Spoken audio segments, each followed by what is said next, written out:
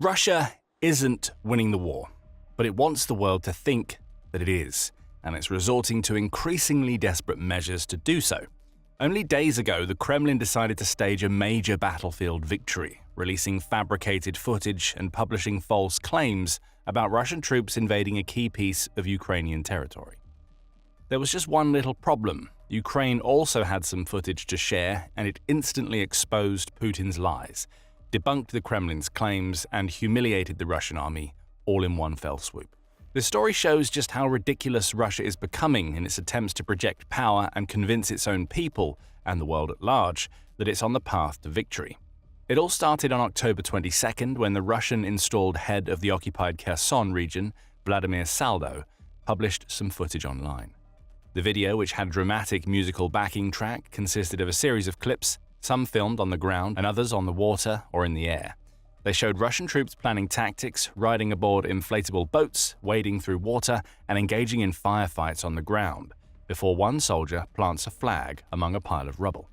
According to Saldo, this was all happening on Karantin Island, a small landmass that sits in the Dnipro River just southwest of Kherson City.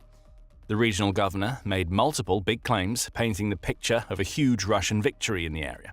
He said that Russian reconnaissance and airborne units had successfully crossed the river, fought off Ukrainian counterattacks, secured a foothold, and were already in the process of mining access routes and organizing logistics for a sustained presence on the island, presumably leading up to a push further north into Kherson City itself. Various Russian military bloggers came out with similar claims online, celebrating the efforts of Russian drone operators of the 31st VDV Brigade after they allegedly established air superiority in the area. Artillery units of the 18th Combined Arms Army were also singled out for praise after reportedly striking Ukrainian targets on the island and nearby bridges. One military blogger also claimed that Russian saboteurs were already getting ready to hunt down the remaining Ukrainian forces on the northeastern part of the island. Meanwhile, Russia's state-owned news agencies like TASS started sharing their own reports of the country's latest supposed victory. The TASS report claimed that Ukrainian forces had been taken by surprise by a Russian attack on the island, and that Russian forces quickly seized control of key facilities, even including a quote from a recon platoon commander. The mission was challenging, crossing the water under potential fire and establishing a foothold for further advances. Our reconnaissance in force revealed that the enemy did not expect an attack at this particular location. Our troops responded quickly and effectively. Once landed, we immediately took control of the island's key facilities. Additional news reports included quotes from Governor Saldo, who proudly proclaimed, "Karantin Island is a combat zone controlled by the Russian Dnipro Group, although enemy fighters are still hiding in residential and industrial buildings on its territory." Saldo went on to claim that Russian forces were actively identifying and taking out Ukrainian troops and targets across the island, before claiming that the military command is currently deciding what role to assign to the island in the liberation of Kherson based on the situation. Between the dramatic footage shared online and the quotes provided by those involved, the story almost sounds like a scene from a military movie or video game, with Russian forces rolling into the area, wiping out every enemy in sight, and quickly asserting control. And just like plenty of movies and games, the whole thing was completely made up. It didn't happen, and Ukraine has the evidence to prove it. Only a day after Saldo's bold claims and carefully edited footage, on October 23rd, a Ukrainian brigade debunked the entire story. The 34th Separate Coastal Defense Brigade shared a geolocated video showing their troops marching freely and safely across the island, completely disproving the Kremlin's claims that the area was under Russian control or that there were even any live firefights ongoing. Members of the brigade stated that the area and the surrounding areas around Kherson City are, in a word, silent, and shared this caption along with their video. In the propaganda telegram channels of the occupiers, Kherson is already captured, and Russian infantry allegedly walks on the right bank. On the real footage of the micro-district of the island and the village of Sadova, silence, peace, and absence of any opponent. The 34th Separate Brigade of the Coast Defense Marine Corps 30 keep their positions firmly and continuously controls the Dnipro coastline. Antonivka, Sadova, and Kherson are under our watchful eye. All attempts of the enemy to approach the river stop immediately. The enemy has no chance of crossing or milling on the right bank. Their successes exist only on the internet, not in reality. 34th Brigade holding Kherson. The coast is under our control. We're in positions and we're staying here. The same day, spokesman for the Defense Forces of the south of Ukraine, Vladislav Voloshin, also shared a video of himself filmed on Karantin Island. In the clip, Voloshin sings and dances happily while completely refuting the Russian version of events. Ukraine's video evidence is irrefutable, and various trusted sources soon analyzed the available data and came to the same clear conclusion: Russia had invented the story. As the Institute for the Study of War, or ISW, puts it, the Kremlin is attempting to falsely portray Russian forces as having established a bridgehead in the west right bank Kherson Oblast, a new Russian cognitive warfare effort against Ukraine and its partners.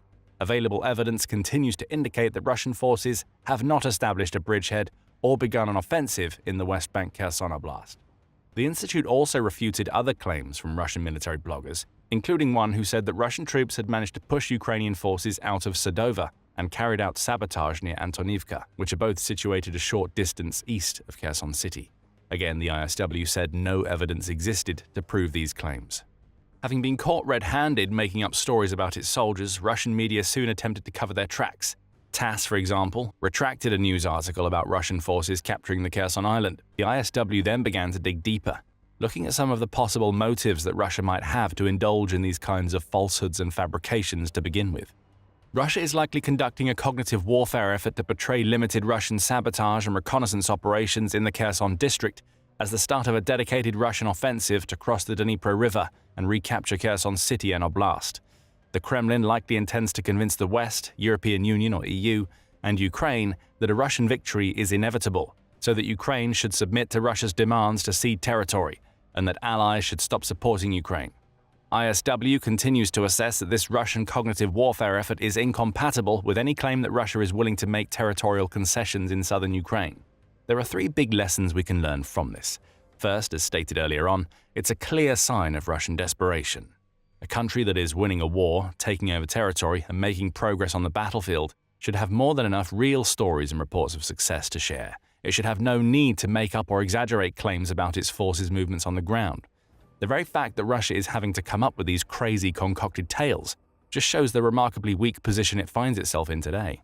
Nobody predicted this back when the war began.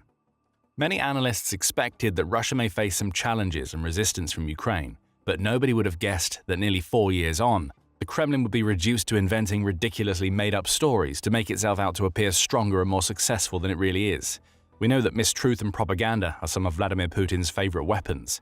However, claiming to have taken over a tiny island and actually taking the time to stage a video to try to prove it is a whole new low, even for him. That leads us to the second big lesson we can learn from this. As the ISW notes, the Kremlin is willing to do whatever it takes to convince countries of the Western world, like the United States and the nations of the European Union, that it's winning the war. It wants to create and nurture the narrative that its mighty war machine is rampaging to victory, that its forces are capturing valuable ground day in, day out, and that it's only a matter of time until Ukraine's final defensive lines crumble and the Russian flag rises over Kyiv. In reality, none of that is true, and there are reams of evidence to back that up. In almost 4 years, for example, Russia has gained ground, but its troops are making gains at a remarkably slow pace in many regions. Most key territories, towns, and cities are still in Ukraine's hands, like Pokrovsk in the Donetsk region, and Russia's total losses are catastrophic, with more than 1 million soldiers killed or wounded, and staggering numbers of tanks, armored vehicles, aircraft, naval vessels, radars, and air defenses either damaged or destroyed entirely. Going off current data, open-source intelligence, and the way the war has gone so far, many experts believe it would take several more years just for Russia to take full control of the 4 regions it originally set out to seize: Donetsk, Luhansk, Kherson, and Zaporizhia, and a full conquest of Ukraine would take many more decades or potentially another century. Those are the facts that the Kremlin does not want to hear, and it doesn't want the wider world to hear them either. It can't erase the reality of the situation, but it can attempt to cover it up, muddying the waters with mistruths of its own imagining, which is exactly what we've seen happen here. Fortunately, in this case, Ukraine was very quickly and efficiently able to refute Russia's reports with evidence of its own. But this won't be the last time that the Kremlin tries something like this. And if Russia releases enough false reports and exaggerated claims, some of them may eventually start to stick. And that has the power to influence opinions and change people's minds about what is happening in the war. That's why it's vital for Ukraine and its allies to continue calling out Russia's lies, to disprove its fake statements and refute its propaganda at every opportunity. Because no matter what Russia says or claims, the only thing that really matters is the truth. And the truth is that Russia is as far away from victory today as it was 3.5 years ago. It's not making the significant gains it needs, it's not breaking through Ukraine's defensive lines, and it's not in the ascendancy in any way, shape or form. That's exactly what Jack Keane, a retired US general, argued in a recent opinion piece for the New York Times, published on October 24th, just a couple of days after the Kremlin's latest propaganda piece. According to Keane, who is also the chair of the Institute for the Study of War, despite battling for almost 4 years in Ukraine, Russia is losing in every metric that matters. Its casualty rates are colossal, its economic conditions are worsening by the day, and its territorial gains are both slow and enormously costly. As Keane writes, Russian dictator Vladimir Putin claims that victory in Ukraine is inevitable and rejects any peace deal that doesn't give him total control of the eastern part of the country, the Donbass. Don't believe it, Russia is not winning this war. Russia has failed to conquer a smaller and poorer adversary despite nearly 4 years of campaigning. Its military is severely underperforming, and Ukraine's defenses have slowed Russia's rate of advance to a literal foot pace. Russia has seized 0.6% of Ukraine this year and has lost 1,000 soldiers per day doing it.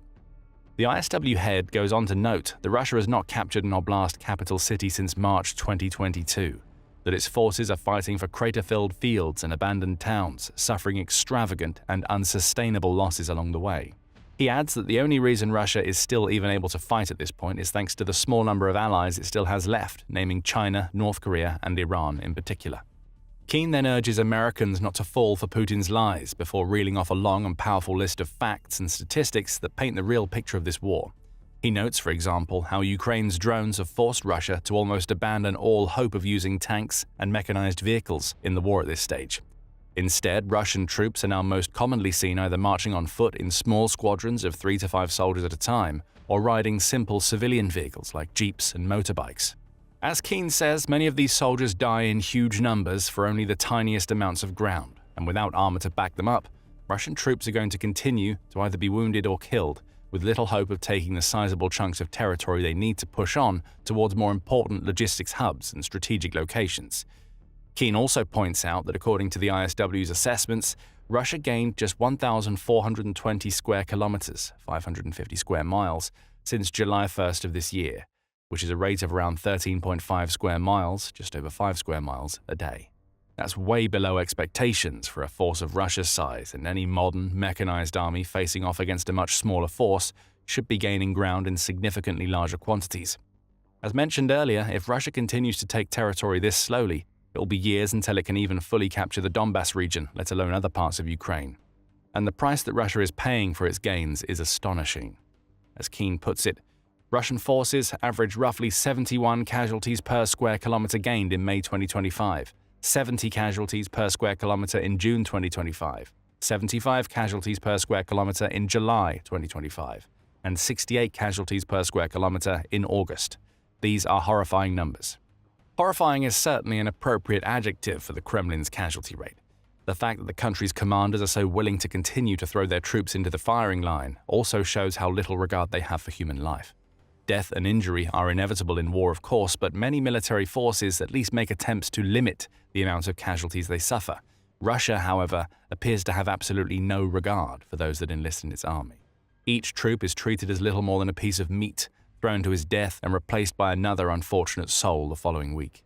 Keane goes on to highlight the fact that Russia's biggest success of 2025 was when it recaptured its own territory, the Kursk region, which had been partly taken over by Ukrainian forces in 2024. Even then, Russia had to rely on outside help, calling in 10,000 North Korean soldiers for support to push the Ukrainian invaders back, in a move that Keane labels an embarrassment for Russia. Finally, the former four-star general writes about perhaps the biggest issue facing Russia right now, its economic collapse, which Keane believes may make it harder for the Kremlin to recruit the huge numbers of troops it needs to counterbalance its massive losses. Until now, Putin has been able to sustain this war because of large-scale recruitment with financial incentives. But there are signs that the system is fraying. Leaked Russian government documents indicate that the country has suffered, on average, 35,000 casualties per month from January to September 2025. Yet it is cutting down on one-time signing bonuses for new military recruits. Russia may need to switch to politically unpopular compulsory mobilization of reservists, which would increase internal dissent and threaten Putin's leadership. It's certainly possible that mobilization may be on Putin's mind, especially as Russia recently announced a new draft law amendment, according to which the country's estimated 2 million military reservists can now be called upon to defend Russian infrastructure from Ukrainian attacks. Some analysts, including those at ISW, believe that this may be the first step in a larger plan to mobilize hundreds of thousands, if not millions, of additional active-duty soldiers to send to Ukraine.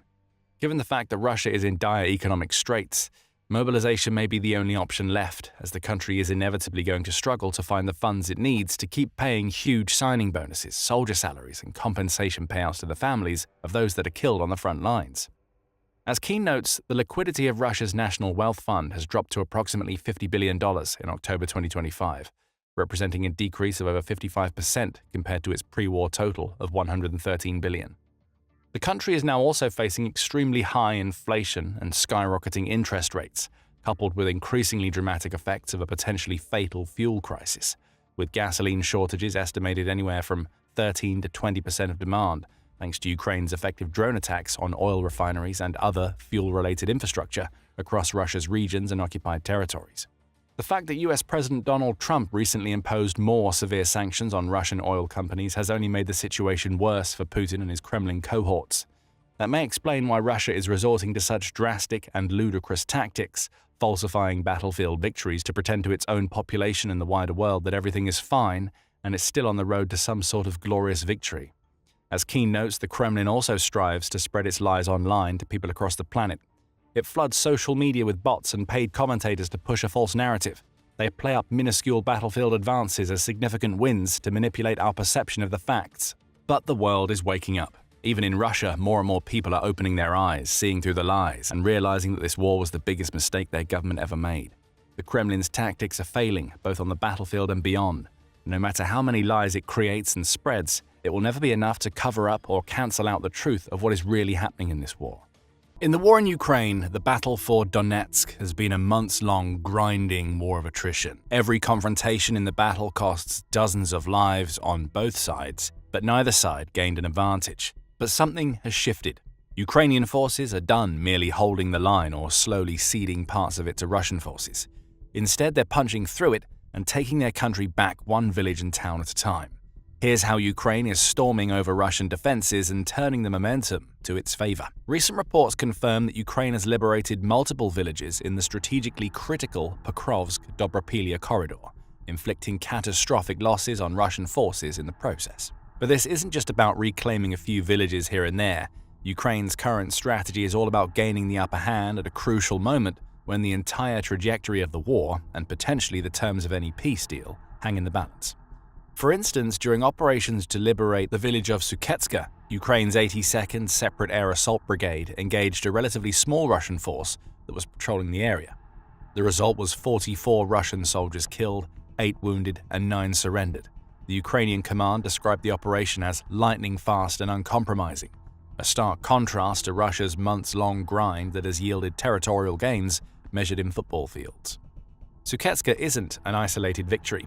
In October, Ukrainian forces cleared another village roughly 20 miles north of the vital city of Pokrovsk. All told, after Russia's sudden 7-mile push in early August, Ukraine has now reclaimed 9 villages in the area, with another 9 cleared of Russian sabotage groups. Each village reclaimed represents a critical piece of Ukraine's defensive architecture, extending its effective range and denying Russia key staging areas for future assaults. But the scale of Ukraine's pushback becomes truly apparent when you look at the broader operational picture.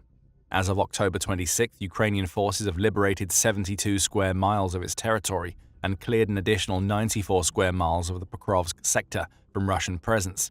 To put that in perspective, we're talking about liberating an area roughly the size of Washington, D.C. in 10 days.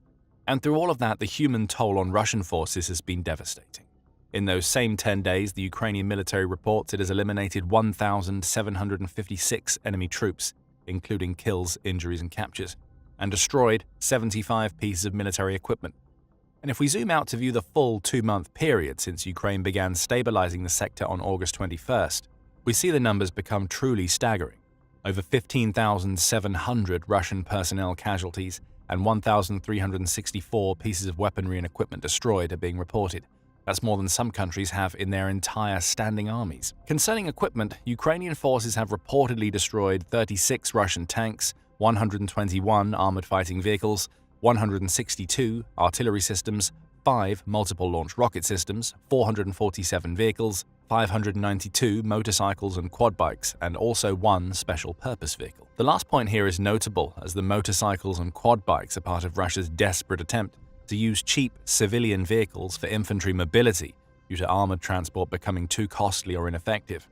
In addition, in a war increasingly dominated by unmanned systems, Ukrainian forces have knocked out 4,689 Russian drones in this sector alone. Some of these equipment losses are things that Russia can't recover from easily. Take the tanks as an example. While reports differ enormously, some analysts suggest that Russia's tank production capacity is somewhere around 300 to 400 tanks a year. Those numbers include production of new and renewal of older tanks. So when you destroy 36 tanks in 2 months in a single sector, and Russia is producing and renewing roughly 34 a month, those losses become strategically significant. The situation in Pokrovsk itself remains contested but increasingly stable, as October 25th saw nearly 30% of the 181 engagements across the front line happen around the city. While Russian forces have managed to install approximately 200 troops into the city, they're effectively trapped in an urban killing ground. Small arms fighting and intense drone operations are ongoing, but Ukrainian counter-sabotage actions are systematically thwarting Russian attempts to advance deeper or establish fortified positions. Every time Russian forces try to consolidate or push forward, Ukrainian drone units and infantry locate and eliminate them. Recent days have also seen Russian forces desperately increasing their use of armored vehicles in assault operations, a marked shift from the infantry-heavy tactics that have proven so costly, but the changes yielding similarly dismal results. Between October 20th and 25th, Russian forces conducted 41 armored vehicle-supported assaults across the entire front line. In the Pokrovsk sector specifically, on October 25th alone, Ukrainian forces destroyed 1 armored fighting vehicle and 2 motorcycles in the Pokrovsk area, plus another armored fighting vehicle in the nearby Balahan sector. By some counts, almost every single vehicle Russia committed to those assaults was destroyed. To fully understand why these recent Ukrainian gains are so significant, let's zoom out again and look at the strategic landscape. Pokrovsk and Dobropillia are practically the linchpins of the entire Donetsk defense network, and their fate could determine who controls the region for decades to come. Moscow has made clear its intention to fully occupy the Donetsk region as part of what it calls its primary war aims. This goes beyond simply controlling the territory and more to its reasons for doing so, the ability to extract resources and people from them to further Russia's longer-term goals. At this point, full control of Donetsk would allow Russia to claim it's achieved its stated objective of liberating the Donbass and its Russian-speaking majority, even though most people there claim to be Ukrainian by culture and nationality. It would provide Putin with a narrative victory he desperately needs both domestically and internationally, further fueling his domestic propaganda. But there's a more practical military dimension too. Donetsk's industrial infrastructure, despite being heavily damaged, still represents significant economic value. More importantly, full occupation would give Russia defensible borders aligned with the administrative boundaries it has claimed through illegal annexation. For Moscow, Donetsk is the key to consolidating gains and creating a frozen conflict on its terms. And Pokrovsk sits at the heart of this ambition. Western analysts consider Pokrovsk a gateway to the most heavily fortified areas left in Ukraine's hands in the Donetsk region. Stationed at the intersection of multiple supply highways, Pokrovsk also houses a regionally significant railway hub that can feed into the entire Donbass from Ukraine's side. But even worse, this also means that supply lines can go the other way, and if Russian forces take over Pokrovsk, they could more easily clear out the rest of Donetsk. This could lead to further advances toward Dnipro and Zaporizhia, potentially opening the door to removing Ukraine's hold on the broader southeast. This is why Russia has thrown everything at Pokrovsk. Despite the front line extending for over 600 miles across Ukraine, some sources indicate around half of recent assaults have occurred in the Pokrovsk-Kharkova directions. An earlier analysis of the military maps provided by Deep State in August suggested that Russia intended to besiege Pokrovsk by encircling it from 3 sides, north, south, and east. The ongoing sabotage and infiltration attempts are just another way for Russia to attempt to gain a foothold in the city, while the recent village liberations directly go counter to that tactic. Now let's flip the script and look at why Pokrovsk and Dobropillia are absolutely vital for Ukrainian defenses. It could be said that these cities are force multipliers that extend Ukraine's operational reach across the entire region. Dobropillia, located about 13 miles north of Pokrovsk, is a critical northern anchor in Ukraine's defense network. Continued control of Dobropillia allows Ukrainian forces to maintain artillery and drone coverage over key highways and railway lines that Russia needs to sustain any advance toward Pokrovsk. Without Dobropillia, Ukraine's ability to threaten Russian logistics and reinforcements collapses, turning Pokrovsk into an isolated fortress that can be slowly strangled. But it's about more than just geography. Pokrovsk and Dobropillia together form what is essentially a mutually supporting defensive zone. Artillery positioned in Dobropillia can cover approaches to Pokrovsk, while forces in Pokrovsk can provide fire support for Dobropillia. This creates overlapping fields of fire that make any Russian advance exponentially more costly. And the railway station in Pokrovsk is particularly crucial. It can be used to quickly move troops, ammunition, fuel, heavy equipment, and medical supplies to much of the Donbass sector. Lose Pokrovsk railway hub, and Ukraine's ability to sustain defensive operations across Donetsk degrades dramatically. Supply runs that used to take hours by rail suddenly require days by truck over roads constantly targeted by Russian artillery and drones. So as long as Ukraine holds both Pokrovsk and Dobropillia, it maintains the capability to project force across Donetsk. Meanwhile, drone operations can reach deeper into Russian-held territory. Artillery can interdict Russian supply lines. Electronic warfare systems can disrupt Russian communications across a broader front. Thus, Pokrovsk and Dobropillia effectively extend Ukraine's defensive bubble to cover the entire region, making any Russian consolidation of control impossible. At the same time, losing one could mean losing another in short succession, with the rest of the region following suit. This has been why Russia has been willing to sacrifice catastrophic numbers of troops to capture Pokrovsk, and why Ukraine has been equally determined to hold it at all costs. It's also why recent reports of Russians approaching Pokrovsk are so devastating to the rhetoric surrounding the Ukrainian defense. It shows that Ukraine is increasingly desperate in trying not to show any weakness whatsoever. At the same time, it showcases just how important every village in the area is, as every victory forces Russian troops to change tactics and fall back, and relieves just a bit of pressure on Ukraine's armed forces.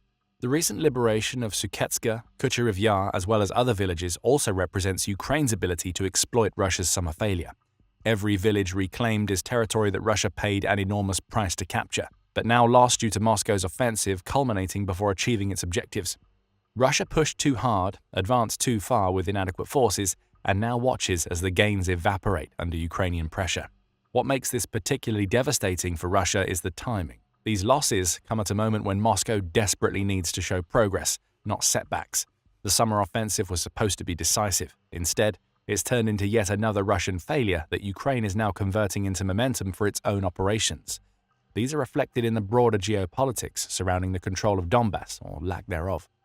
Helping Ukraine convert that momentum is the newest of their developments, drones. Ukrainian drone production has increased by 900% over the past year. Monthly output has ramped up from 20,000 drones in the summer of 2024 to 200,000 currently. And this isn't just more of the same old FPV drones we've seen in 2023. Ukraine is producing increasingly sophisticated systems, including fiber optic controlled drones that are immune to Russian electronic warfare, AI-guided systems that can operate autonomously, and long-range strike drones capable of hitting targets inside Russia itself. But most importantly, Ukraine is actively producing the majority of drones that have become the war's defining weapon system. By divesting itself from Western supplies for drones, Ukraine has become at least partly independent, while still managing to secure its defensive capabilities. By doing so, they are allowing NATO to provide systems that are more dependent on technical advantages that established Western military-industrial complexes have, such as tanks, artillery, aircraft, and missile systems. To support this production boom while staying out of reach of Russian strikes, Ukraine has been establishing manufacturing partnerships with NATO countries. Romania, for one, has announced plans to jointly produce defensive drones with Ukraine for use by both countries and other NATO allies. Denmark has also proposed letting Ukrainian manufacturers share their production capacities with Denmark instead of keeping them solely restricted to domestic soil. At the same time, Denmark has suggested that Ukraine could sell some of its more advanced drones and designs to NATO, which would help boost its economy and allow it to receive NATO equipment in equal trade rather than as donations or as part of the loan. This independence strengthens Ukraine's hand in any negotiations because it demonstrates sustainability, allowing Kyiv to continue fighting regardless of external political pressures. Now let's look at the Russian side of the equation, because the picture is increasingly grim.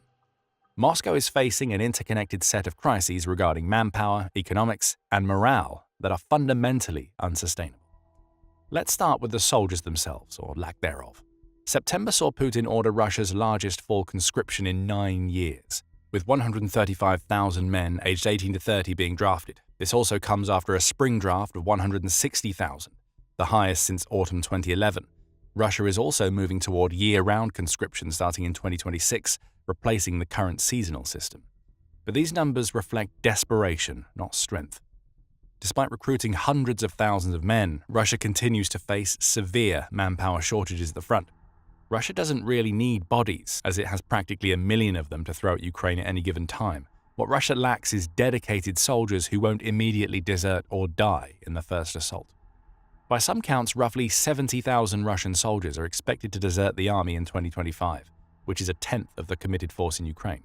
The 41st Army, for example, recorded nearly 8,000 deserters, which is estimated to be roughly 50% of the original troop size. Russia has tried to improve recruitment through financial incentives that have grown increasingly desperate.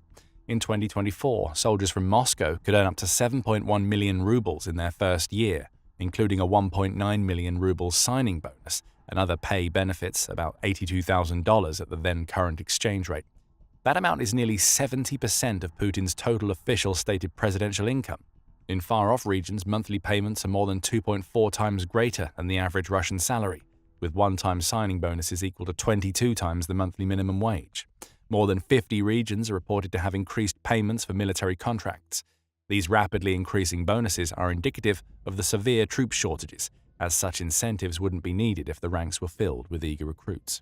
But these high salaries are threatened by budget realities. Russia's 2026 draft budget shows defense spending dropping from 13.5 trillion rubles, $161 billion, to 13 trillion rubles, $157 billion, the first decrease since the war began.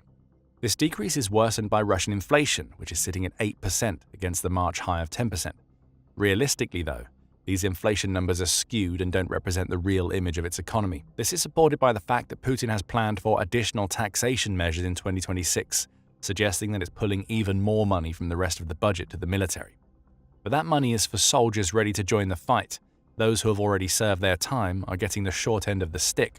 Russia is cutting compensation for wounded soldiers and their families to save money.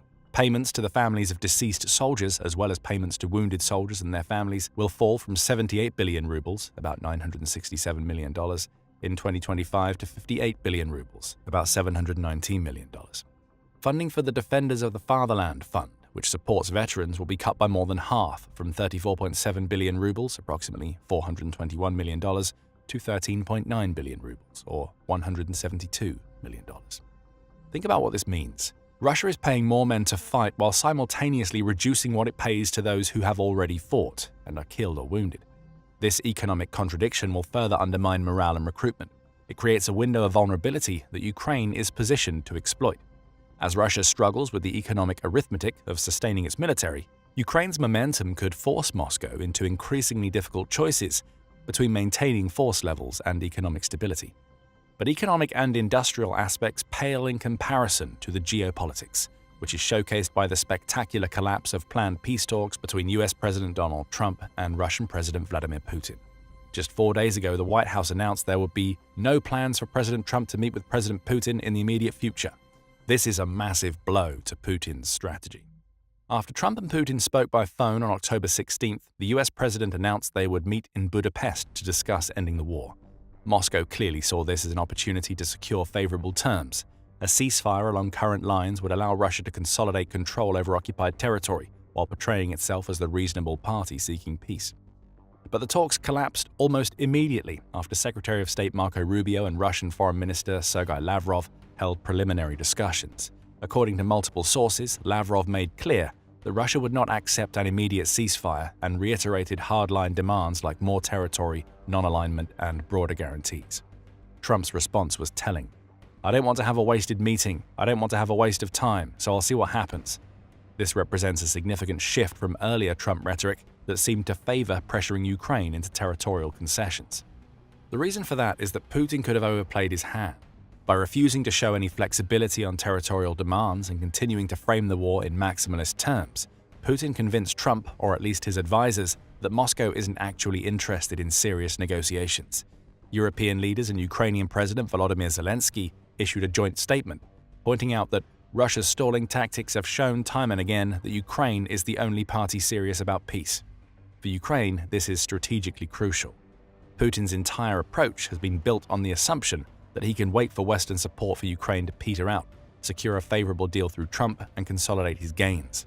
The collapse of the Budapest summit suggests this strategy isn't working.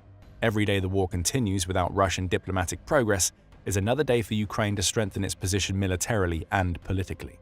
This all stems from the fact that Trump's only real suggestions so far, beyond the mineral deal, have been to freeze the war along current battle lines as a starting point for negotiations.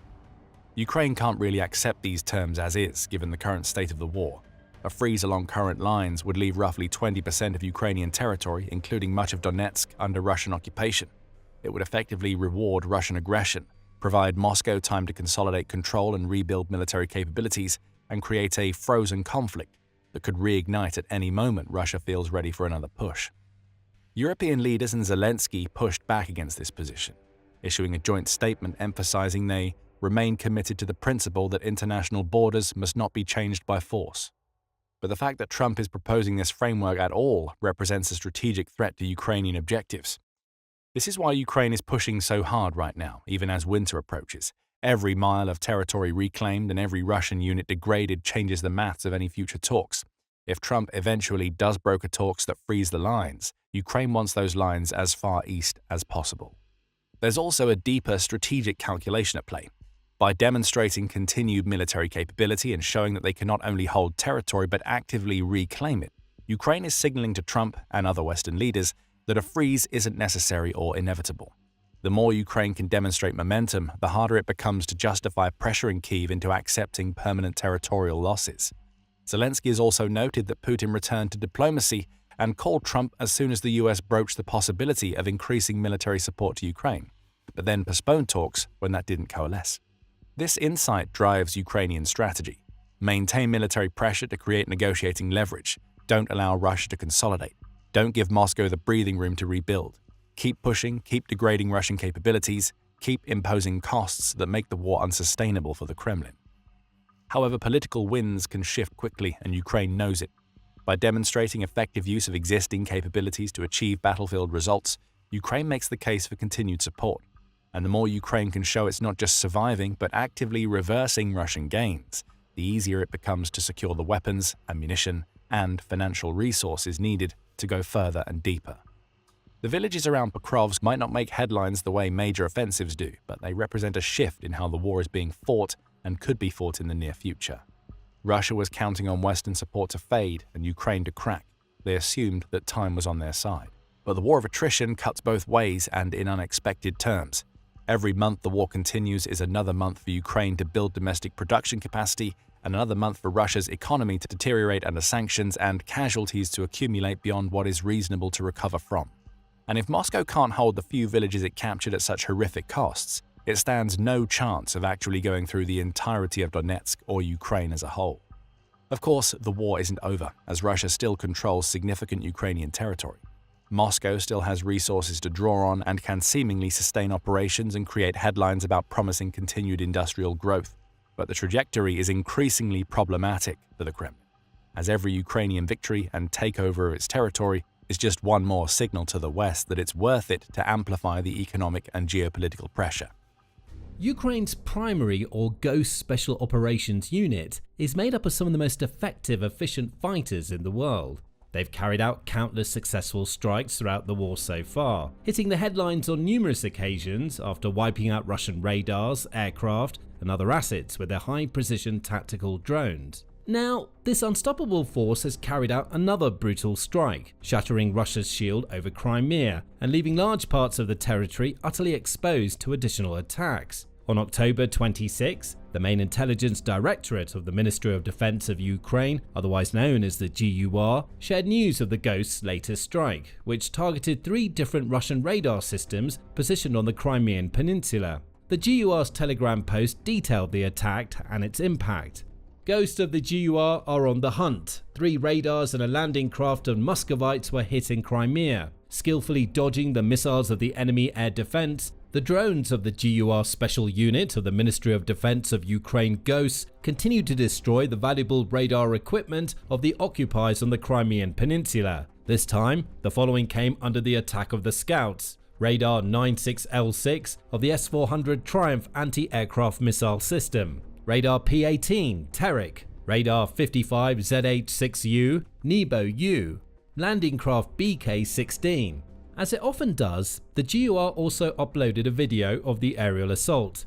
Captured from the drone's point of view, the footage shows each drone traveling at high speeds and even evading air defense missiles on several occasions, before honing in and raining down destruction on their intended targets. The GUR report doesn't go into further detail about whether the 4 targets were destroyed entirely or just simply damaged, but either way, this is a big success. Even if the radars are only damage, it will take time, money and resources before they're fully operational again. And these are not rudimentary radar systems, they rank among some of Russia's best technologies. The 96L6 radar, for example, is an integral piece of Russia's S-400 air defense system, which is vital for withstanding and repelling Ukrainian missiles. Designed for all altitude detection, this radar is capable of identifying and tracking a wide range of aerial threats, including ballistic missiles traveling at supersonic speeds. It boasts a reported detection range of up to around 187 miles, as well as 360-degree coverage and the ability to track up to 100 targets all at once. Some reports have even called this radar the perfect countermeasure for Ukraine's US-supplied high-mobility artillery rocket system, HIMARS. And while the exact cost of the radar itself isn't known, a typical S-400 system is worth around $500 million. Without its radar, the system's effectiveness is severely degraded, leaving the Russians with a $500 million heap of metal that has far less chance of identifying or intercepting any incoming enemy targets.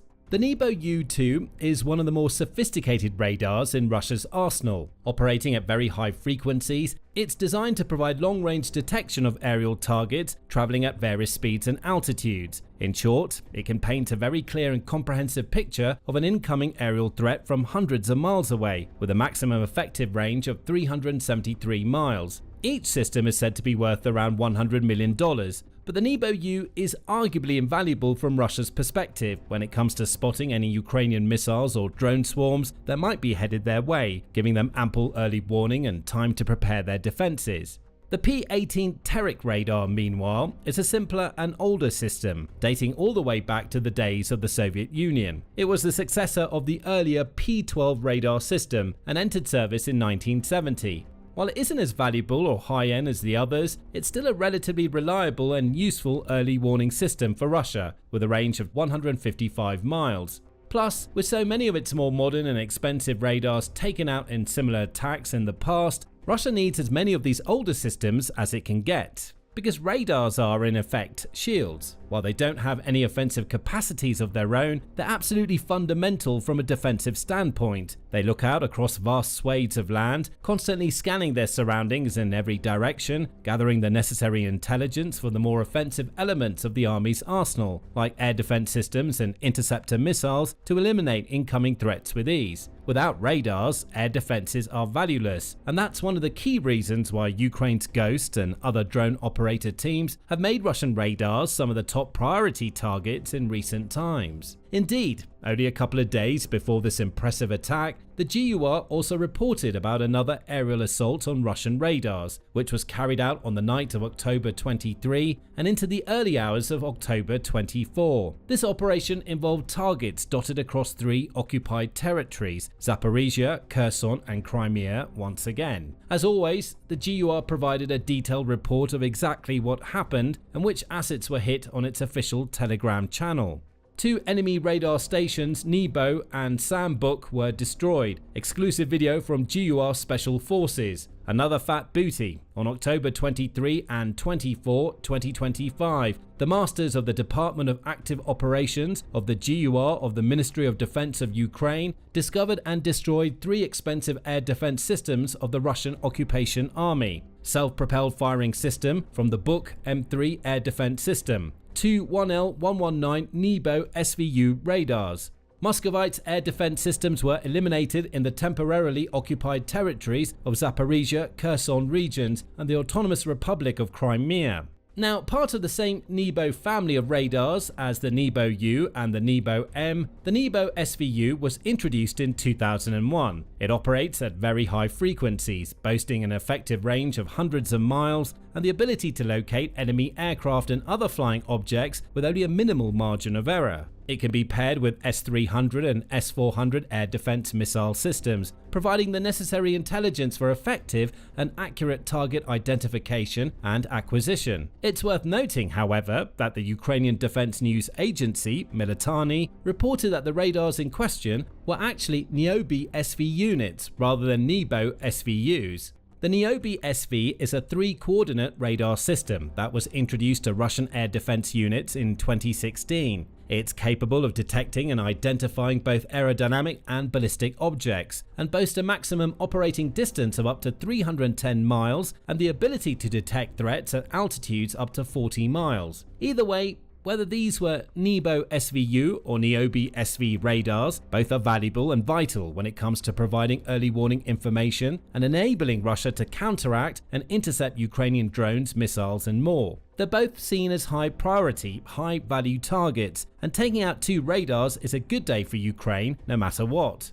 Once again, the GUR also attached video evidence of the attack, captured from the drones' viewpoint as they soared towards their targets, which also included a Buk M3 medium-range surface-to-air missile system launcher.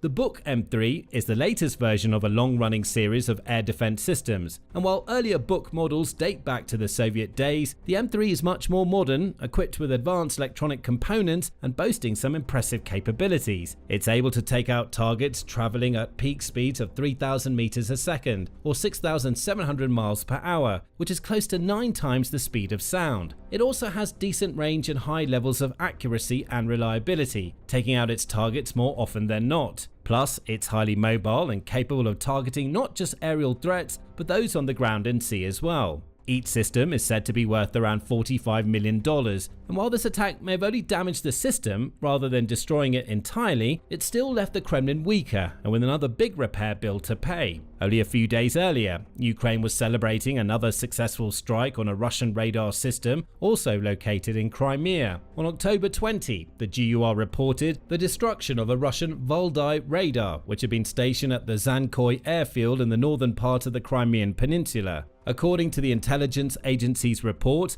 a specialist unit from the Department of Active Operations used drones to locate and strike the Russian installation, which had been cleverly camouflaged by the enemy. The radar in question is another that's relatively modern and expensive, said to be worth around $5 million per unit. It uses a 3-coordinate X-band radar, along with a UAV control channel direction finding system and optoelectronic tracking modules to find and track its targets, being specially designed to detect drones. Clearly in this case, its detection capacities weren't enough to stop Ukraine's aerial assault, but the Valdai radar is said to be one of the most advanced air defense and electronic warfare elements at Russia's disposal today. Losing a piece of equipment like that isn't just a matter of money, it's also a question of pride and confidence, as Russian commanders likely would not have expected such a high-end piece of equipment to be blown to bits by some relatively cheap and simple enemy drones. The effects of these attacks are all adding up, one by one, and while the ghosts aren't always responsible for all of them, they often play a role in the most damaging and decisive strikes. In late September, for example, Ukraine's GUR military intelligence agency shared video footage and a detailed report of a successful ghost strike deep into occupied Crimea. The target on this occasion was the Kazha air base, just outside the city of Sevastopol, which is the largest city of the Crimean region. These drones, piloted by ghost operators, took out 4 pieces of Russian equipment, 2 transport planes and 2 radar stations. 2 enemy AN-26 aircraft and coastal radars, another prey for the GUR Ghost in Crimea. Masters of the special unit of the GUR of the Ministry of Defense of Ukraine Ghosts continue to eliminate enemy high-value targets in the territory of temporarily occupied Crimea. During the raid on the peninsula, Ukrainian military intelligence special forces burned 2 Russian invaders' AN-26 transport aircraft and also hit the enemy surface radar station and coastal radar MR-10M1 MIS-M1. The losses of the Russian occupation army in Crimea caused by the GUR fighters were recorded in the summary of the General Staff of the Armed Forces of Ukraine for September 24, 2025. The AN-26 aircraft were multi-role transport planes, most often used for carrying cargo, personnel, or evacuating wounded troops from the battlefield. According to reports, both of the planes targeted in the attack exploded into huge fireballs, which, according to analysts, suggests that they were both fueled up and therefore most likely being actively used by the Russians. But arguably, the more important targets were the two radars, which, like all the others that Ukraine has systematically targeted and taken out, helped to provide Russian troops stationed in Crimea with all important intelligence about the surrounding skies and seas and any incoming Ukrainian drones, missiles, or other weapons. Thanks to the ghosts, those radars are no more. And thanks to other drone operators in Ukraine's ranks, the same applies to numerous other radars all over the occupied territories, but especially in Crimea. On September 30, yet another radar in this region was wiped off the map. Ukraine's Special Operations Forces Command published a Facebook post detailing exactly what occurred. SSO hit the radar station of the S-400 Triumph air defense system on the Crimean Peninsula. On the night of September 30, units of the Special Operations Forces hit the radar station of the Russian S-400 Triumph anti-aircraft missile system. Symbolically, the enemy's expensive air defense system, aimed in particular at UAVs, was neutralized by SSO strike drones. The radar station is the eyes of the S-400 Triumph complex. Without an element of observation and guidance, the entire system loses its combat capability. SSO units continued to inflict significant damage on the enemy, accelerating his inability to conduct further combat operations. As the post notes, this was both a valuable victory and a symbolic strike, as Ukraine was once more able to use drones to take out a system that was designed to stop them, and all of these attacks are parts of a singular campaign. A campaign focused on dismantling Russia's air defense infrastructure across Ukraine's occupied territories, like Crimea. Every time Kyiv takes out a radar or missile launch system, it smashes Russia's shields and dents its broader defenses. It makes it harder for the Kremlin to protect the territory it's taken, while opening up pathways or corridors for further attacks. That's why Ukraine has so consistently focused on the likes of Nebo radars and S-400 air defense systems. It's a remarkably effective tactic that creates more and more positive opportunities for Ukraine moving forward, while also leaving Russia with an ever-increasing amount of problems to solve. First, as mentioned earlier, these radars and air defense systems aren't exactly cheap. Some are worth tens of millions of dollars or even more, and while some can eventually be repaired, others are destroyed entirely when Ukraine's explosive drones collide with their critical core components. That leaves Russia with hundreds of millions of dollars of expensive hardware to repair or replace. And right now, the Kremlin is dealing with some major economic difficulties. The value of the ruble is volatile, inflation remains high, and the Kremlin is pouring an astonishing amount of its federal budget into the military. The country is also caught in the grips of an increasingly dramatic fuel crisis, with gas shortages reported in numerous regions, thanks once more to Ukraine's smart and strategic drone attacks on fuel infrastructure. At such a critical moment of the war, when gains along the front lines are slim and domestic infrastructure is under siege, Russia simply can't afford to suffer these kinds of expensive equipment losses on top of everything else. They don't have a few spare $1 billion lying around to cover the costs of radar repairs or expensive replacements. The second big issue here is that every time Ukraine takes out a Russian radar or air defense system, it undermines confidence in that technology. On the face of it, radars often priced in the tens of millions, some around $100 million, with full air defense systems costing more, are supposed to be able to see for hundreds of miles in every direction, should not be getting damaged and destroyed by simple FPV drones that are worth far less. They should be able to spot the drones coming, and air defenses should activate to bring them down with plenty of time to spare before they even get close. This is something Ukraine demonstrates constantly, where Russia routinely deploys massive swarms of drones towards towns and cities all over the country. But Kyiv's impressive layered air defense complex spots them and takes the majority out before they have the opportunity to deal any damage. Russian air defenses appear far less organized than those of their opponent, since so many of them have been systematically wiped off the map through these perfectly planned and carefully coordinated attacks. This in turn leaves Russia's commanders, soldiers, and even the general public wondering what's going on, as despite boasting some of the best radar technology and air defense systems in the world, the Kremlin appears utterly incompetent when it comes to using those tools effectively to defend itself. The third and perhaps most significant problem these attacks pose to the Kremlin is the fact that every time a radar is destroyed, the area it was supposed to be guarding gets weaker. Suddenly, Russia has one less set of eyes scanning the horizon and looking out for enemy threats, and that makes the situation much more troubling for those on the ground, who are now much more vulnerable to follow-up drone swarms or missile strikes. Bit by bit, Ukraine is blinding its enemy and shattering its shields all across Crimea, and with fewer and fewer defences left standing, Russia's grip on the region is well and truly weakening. As one former Ukrainian officer from Crimea stated in a Radio Free Europe Radio Liberty report from earlier this year, a real corridor now exists for Ukrainian drones and missiles. Large portions of the region now appear to reduce air defense coverage, with no eyes in the skies or on the ground, and numerous targets at risk of total annihilation. All Ukraine has to do is launch more drones or even missiles, like its long Neptunes, along those corridors and into those areas that are no longer protected by the power of radar. Unable to see the threats coming with no early warning, no alarms and no time to take protective measures, Russia will be utterly unable to defend itself and countless additional assets will be lost. What's more, units like the Ghosts are taking out radars and air defenses at such a rapid rate, even if Russia dedicated more manpower and money to repairing and replacing them, they still wouldn't be able to counterattack every attack and cover all of Crimea with the necessary defensive systems to protect it. As a result, the region is weaker than it's ever been, and recapturing Crimea has always been one of Ukraine's long-term goals. Perhaps that goal is drawing closer, because if the Kremlin's forces run out of radars and defensive options in this region, they'll be left with almost no other choice but to order a rapid retreat, paving the way for Kyiv's troops to roll in and retake control. The group of 26 mostly European nations, known as the Coalition of the Willing, met on October 24 to discuss their ongoing support for Ukraine.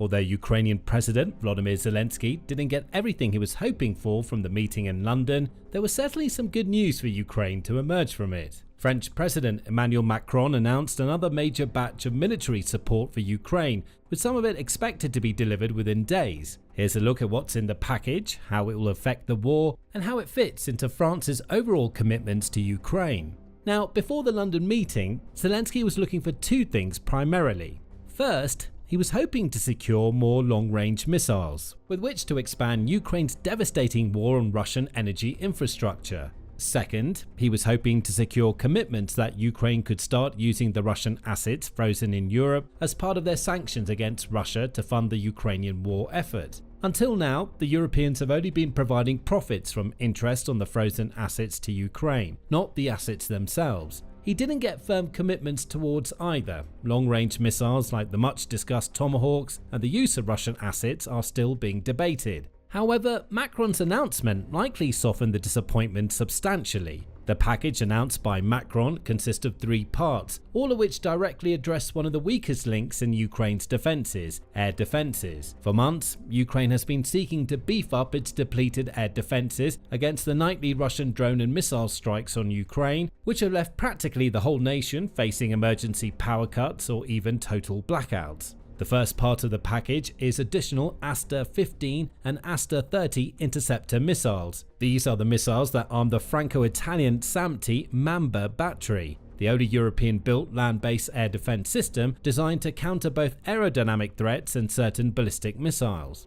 Ukraine is known to operate at least one SAMTI battery that was jointly delivered by France and Italy in 2023. Italy had signalled in 2024 that it would send a second unit to bolster coverage, but it's unclear if that's been delivered yet. Alongside the US-made MIM-104 Patriot and the German Iris-T air defense systems that it's been provided with, the SAMTI, which is short for Solaire Moyen Portée Terrestre, is among the most advanced systems currently available to the Ukrainian armed forces. It's a ground-based, road-mobile tactical ballistic missile defense system developed by Eurosam, a joint venture of MBDA and Thales Group. The system is designed to provide theatre missile defense against a range of aerial threats, including aircraft, cruise missiles, tactical ballistic missiles, and even the notorious Shahed 136 loitering munitions. These are precisely the forms of incoming threats that Ukraine must shoot down every night. The system consists of a fire control unit based on the Arabelle multi-function X-band radar, which provides 360-degree coverage and can track up to 100 targets while engaging up to 10 simultaneously. The radar is supported by a fire control center, engagement module, power generator, maintenance vehicle, and a missile reloader.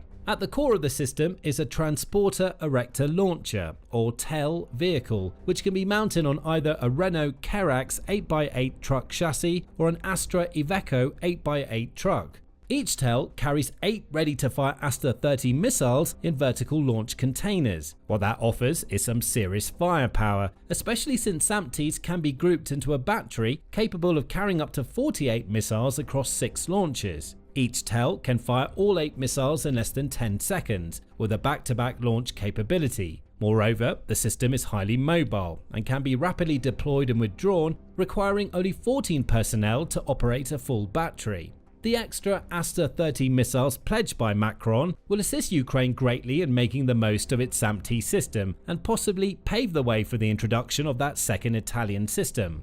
There unfortunately aren't too many of them to go around. France operates at least 7 batteries, Italy operates at least 3, Singapore acquired 2 systems, and that's about it.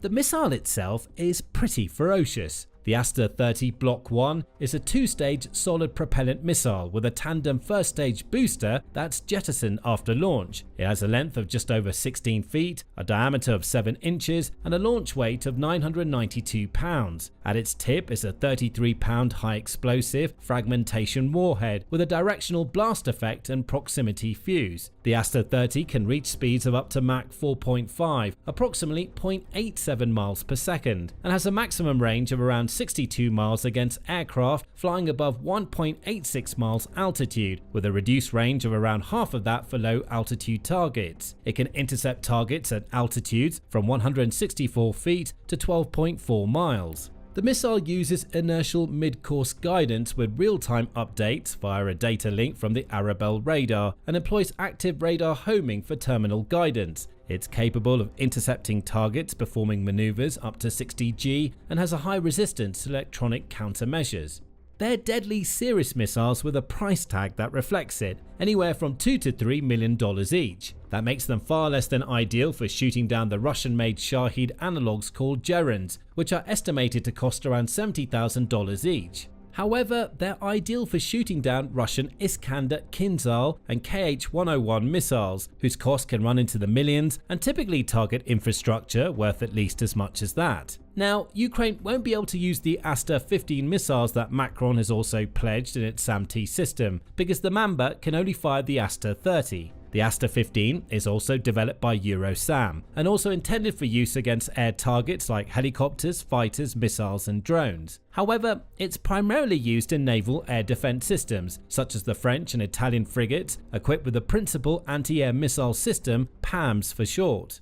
The specs are similar to its big brother, the Aster-30. At almost 14 feet, it's smaller in length but has the same diameter of just over 7 inches. It's also lighter, with a mass of 683.4 pounds, but it also carries a 33-pound directed fragmentation warhead with a 6.5-foot lethal radius. The Aster-15 also has a shorter range, around 18.6 miles, but can operate at an altitude of up to 8 miles at a maximum speed of around Mach 3, roughly 3,280 feet per second. Like the Aster-30, it's guided by inertial mid-course guidance with data link updates and terminal active radar homing. And also like the Aster-30, the missile is known for its high maneuverability, up to 50 G, its piff-paff aerodynamic control system, and resistance to countermeasures. It's just as serious a missile as its price tag reflects, $1.3 to $2.6 million per missile. But if Ukraine can't use them with its SAMT, how exactly is it going to make use of the new supplies France is about to deliver?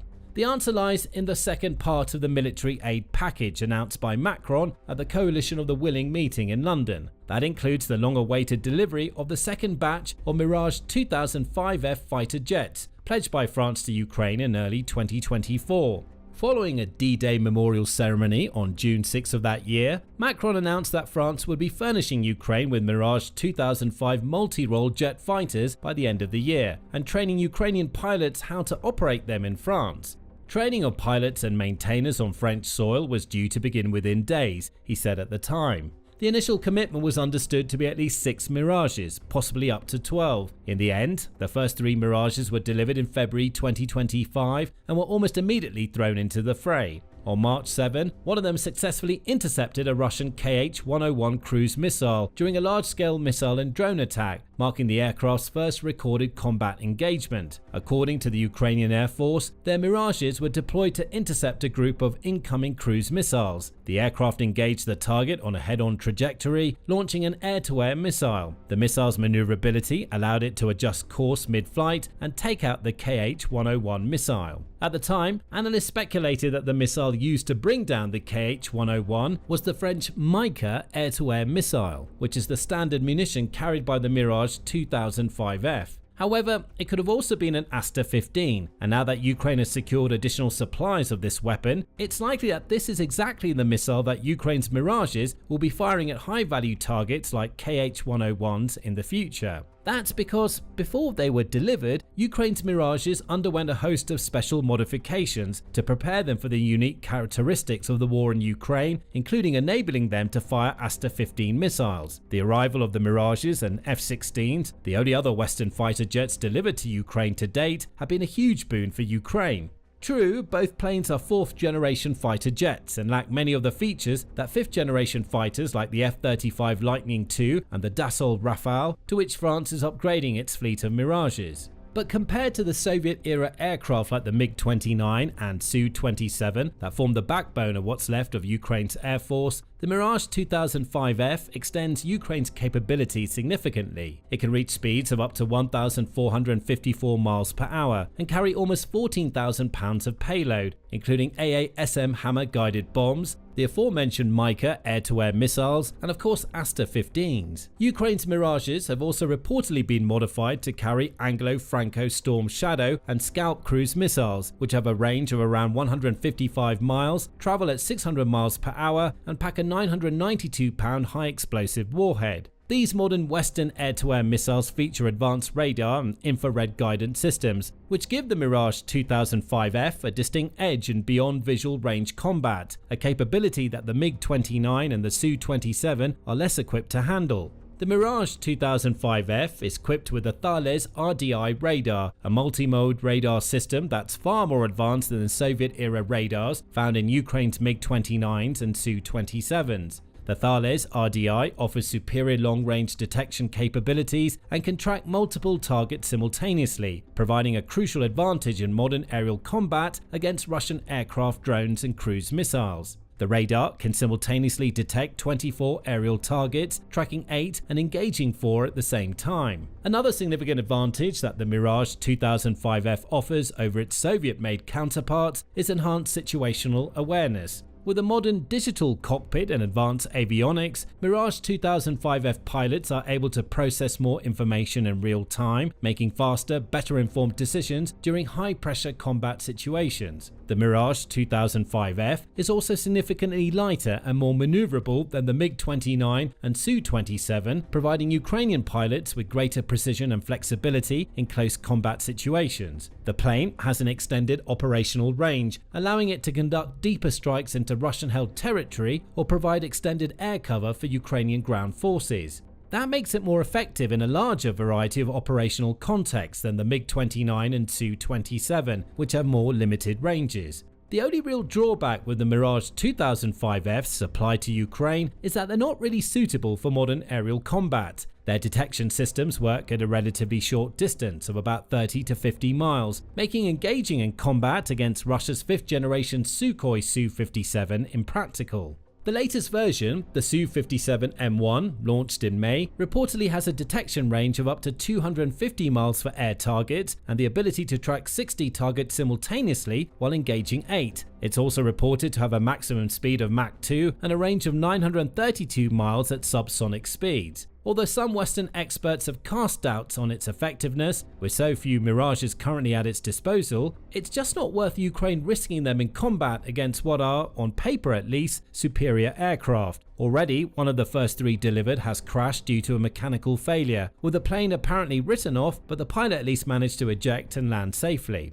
However, these planes are still worth their weight in gold to Ukraine in their roles as bombers, particularly with respect to launching Storm Shadow and Aster-15 missiles. Ukraine's recent destruction of a major Russian chemical plant producing gunpowder, explosives, and rocket fuel components with Storm Shadow missiles in the region of Bryansk shows just how destructive they can be in this role. In practical terms, more Mirages and Asters mean more defended facilities every night, more sectors covered with 360-degree vertical launch, and more capacity to deal with mixed salvos without burning through increasingly hard-to-come-by Patriot interceptors. Of course, it's one thing receiving high-end tech like Mirage 2005Fs, and another thing entirely actually using them. That's why, although it may not be the most glamorous part, the third component of the package announced by Macron is arguably the most important. That is, the expansion of France's training programs for Ukrainian pilots to operate the Mirages. In his original announcement back in June 2024 that France would be sending Mirages to Ukraine, Macron had stated that France would organize 6-month training courses for Ukrainian pilots and ground personnel to prepare them to fly these jet fighters. The first batch of pilots reportedly completed their training in December 2024. The training took place at Nancy Air Base in eastern France and covered flight operations, tactical navigation, weapon systems, and maintenance, specifically tailored to the Mirage 2005F's advanced avionics and combat capabilities. Pilots and ground crews were trained together to ensure operational readiness, with instruction conducted in English to accommodate Ukrainian personnel. It's unclear how exactly the training program will now be expanded, but it's likely it'll involve more pilots and ground crew and possible training on new systems fitted onto the forthcoming Mirages, such as electronic warfare systems. No doubt, further details will emerge over time, and more updates will follow as they do. The new weapons and expanded training add to what's already been massive support provided by France to Ukraine. This ongoing French support is particularly noteworthy given the political and economic chaos steadily enveloping France. Earlier in October, France's fifth government in 3 years collapsed less than a day after being appointed. It was the third French government to fail within the past 12 months. This prompted leading credit agency Moody's to revise France's credit outlook to negative from stable, citing increased risk from political fragmentation that could hamper the government's ability to address key policy challenges such as high fiscal deficit and rising debt burden. Moody's announcement came on the same day as Macron's announcement about expanding military support for Ukraine, underscoring France's stubborn commitment to Ukraine despite mounting pressure at home.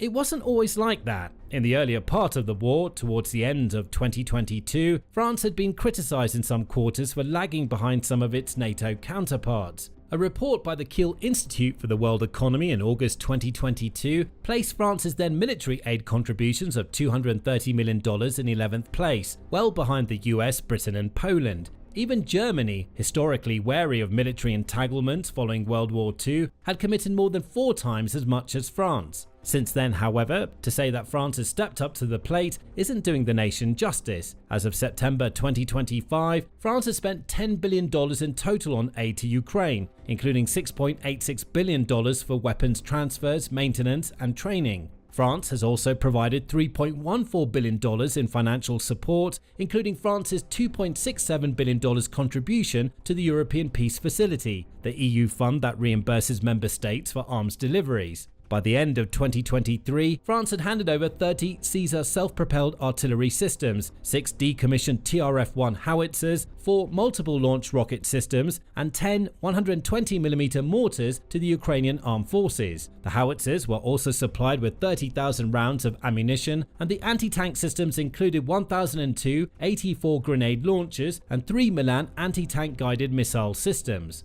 France had also delivered 38 AMX-10 RC light wheeled tanks with 9,000 rounds of ammunition for the main gun and 250 armoured vehicles, as well as 120 off-road vehicles and 6 trucks by the end of 2023. In addition, Ukraine received 160 reconnaissance drones and 10 drone detection devices of unknown make, plus 30 Zodiac's Futura inflatable boats. France had also supplied a mountain of small arms, including 55 7.62mm machine guns, 560 12.7mm machine guns, 1,000 FAMAS rifles, and 20 sniper rifles. These were accompanied by 1.7 million rounds of 12.7mm ammunition, 1.1 million rounds of light small arms ammunition, including 9mm and 5.56mm calibers, 10,500 grenades, and 3,600 anti-tank mines. Also supplied have been sundries like petrol, protective equipment like bulletproof vests and helmets, first aid kits, and communications and navigation equipment. France has also trained around 10,000 Ukrainian soldiers in France and Poland, including a program to train an entire brigade on French equipment. This is precisely the kind of support one would expect from a nation with whom Ukraine has a bilateral security agreement. While it stops well short of a mutual defence pact along the lines of NATO's Article 5, the agreement signed on February 16, 2024 outlines France's long-term security commitments to Ukraine, including military, political, financial and humanitarian cooperation. That includes assistance for the protection and restoration of Ukraine's territorial integrity, deterrence against future Russian aggression, and support for Ukraine's integration into European and Euro-Atlantic institutions, including EU accession and NATO interoperability. The agreement envisages cooperation extending to strategic communication, cybersecurity, protection of critical infrastructure including air defense, intelligence and counterintelligence, and defense industry collaboration to enhance standardization and interoperability. This latest announcement looks like further proof that France can be relied upon to out its money and firepower where its mouth is. Now, learn more about how Ukraine is working to win back every inch of its land from Russia's invaders in our recent video. And make sure to subscribe to the channel and enable notifications so you don't miss out on the latest military news from Ukraine, Europe and beyond. Thanks for watching.